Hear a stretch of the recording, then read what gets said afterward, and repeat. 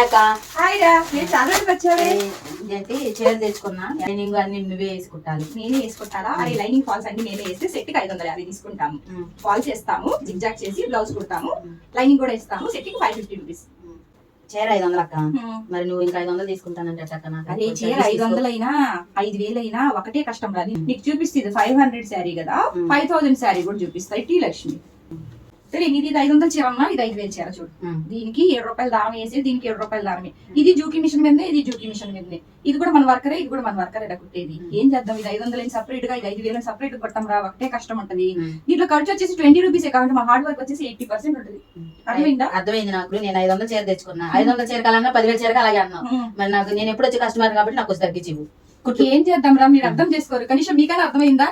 అర్థం చేసుకోండి. చేసుకునేదే లేదక్క, నాకు కొంచెం తగ్గించే కుట్టు. నువ్వు నేను ఎప్పుడు వచ్చేదాన్ని చూసారా మేడం, ఇది నా పరిస్థితి. ఇది 500 చీర, ఇది 5000 చీర.